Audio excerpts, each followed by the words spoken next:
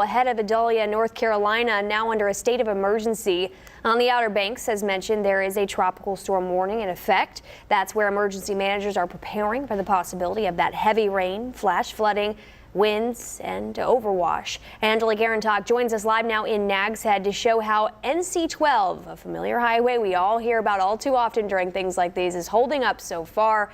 Angelique.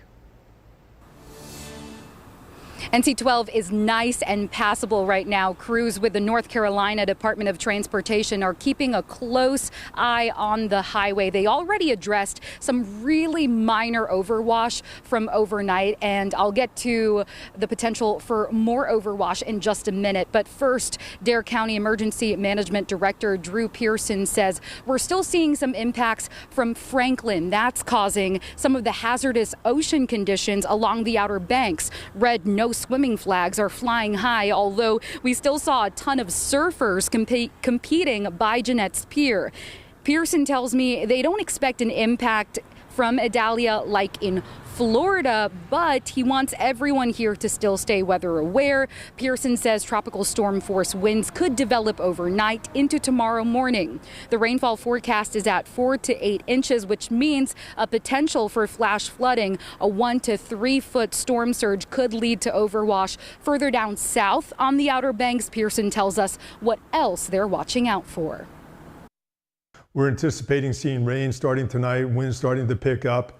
We're seeing that the tropical storm force winds, mainly on Hatteras, will start in the morning and maybe peak throughout the day and continue through the day, and then start to diminish as we go into the Friday and into the weekend. There are already some problem spots in areas like Rodanthe and Ocracoke. And while Highway 12 looks okay for now, it'll undergo a true test with Idalia. Live in Nags Head, Angelique Garantok, 13 News Now. Angelique, thank you. Now, Governor Roy Cooper and emergency management officials plan to give us an update at 3:30 this afternoon on their storm preparations. You can tune in to 13 News Now at 4 o'clock for more details on what was said in that. And in Dare County, schools will have a remote learning day tomorrow. Friday will also be an optional work day for staff and teachers, not a student day. So be ready for that. Campgrounds on the Cape Hatteras National Seashore will close tomorrow because of Hurricane Idalia.